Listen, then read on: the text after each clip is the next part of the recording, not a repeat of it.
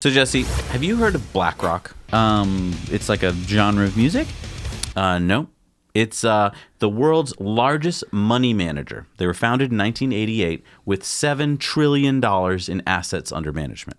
So what does that mean, assets under management? So you know how if you have like a 401k at work and you put money aside and then some company like Fidelity manages it for you? Right. Like So they're buying the stocks, they're selling the stocks, they're trying to make you more money so that way when you, collect on your 401k, it's more money than what you put in. Right. So when they buy and sell those stocks for you, you don't get to vote on the shares of those stocks. So for instance, if your 401k held 100 shares of Tesla, they don't ask you how you want to vote. They vote your shares for you.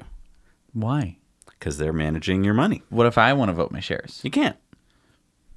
Okay. Yeah, isn't that awful? Okay. So basically, BlackRock is the largest fund manager with control of $7 trillion worth of money, which means they can vote all those shares of all those different companies. So they have a tremendous amount of power. And on top of that, having $7 trillion in assets mean that you're able to sell ridiculous amounts of shares of different companies, meaning that you can really move a stock. Yeah. Well, the good news here is that in the annual letter to CEOs last week, Chairman and CEO of BlackRock, Larry Fink, said this: "Climate change has become a defining factor in companies' long-term prospects. Over the 40 years of my career in finance, I have witnessed a number of financial crises and challenges: the inflation spikes of the 70s and early 80s, the Asian currency crisis in 1997, the dot-com bubble, and the global financial crisis.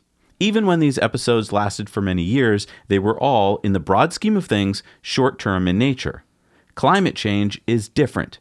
Even if only a fraction of the projected impacts is realized, this is a much more structural, long-term crisis. Companies, investors, and governments must prepare for a significant reallocation of capital." Wow.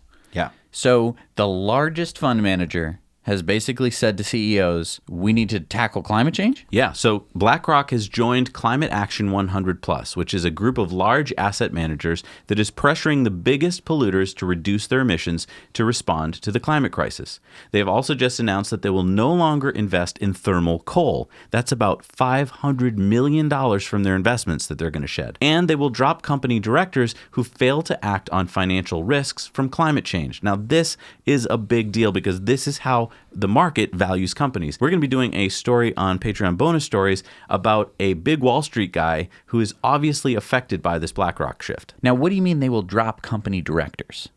So they get to control the board of directors of many of these companies because they're such large investors in them. And so if they call up and say like, yeah, we don't want that guy serving on your board, he doesn't serve on your board. Oh my goodness. Yeah.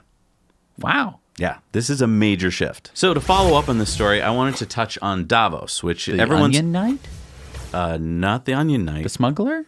No, you're talking about Game of Thrones. Yeah. I'm talking about Davos, Switzerland. Oh, okay. No, you're hearing about Davos, Switzerland this week because every year the World Economic Forum holds their meeting in Davos, Switzerland, and I thought we should just briefly mention what this is all about. So their whole aim is to improve the state of the world. They've been holding this event ever since 1971 at the Alpine Ski Resort in Davos, Switzerland. Leaders, CEOs, academics, they come from around the world to have these very important public meetings, but also side meetings where they make little deals and so forth. 3,000 people in all are either invited or, because they're members, are allowed to go. If you're invited, it's free. And if you're a member, you get to go. Cool. So we should probably buy some tickets. You want to become a member? Absolutely, yeah. How much is it? It's $500,000 a year. Okay, so we'll just... I'm sorry. Wait, you said $500,000? Yep. Not $500? Nope, $500,000 to get a ticket to go. And by the way, the tickets are all color-coded, so if you did buy that $500,000 ticket, that does not ensure that you get to go to all the events or rub elbows with everybody. You have to hang out with the people with the same colored badge as you. So the white hologram badges, those are good for access to anything at Davos. But everyone else, you're just going to pretty much be hanging out in the lobby.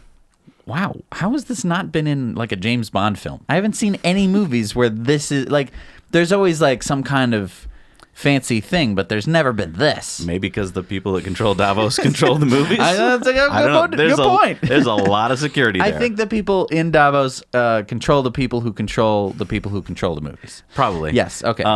Good news is this year, Greta Thunberg will be attending again. She was there last year, and she's not going to be driven up to it. She is walking from the base of the mountain to the top. Wow. Good for you, Greta. Thanks so much for watching this Now You Know clip. Head over to Now You Know channel for full episodes of Tesla Time news and in depth. And if you want to treat yourself and your family to something amazing, check this out. Jesse and I have been enjoying Masterclass, where we've been learning all sorts of fun topics from the masters themselves. Comedy from Judd Apatow. Screenwriting from Aaron Sorkin. Investigative journalism from Bob Woodward. Tennis from Serena Williams. And so many more. Click the link down below to support our channel and experience what it's like to learn from the masters at Masterclass.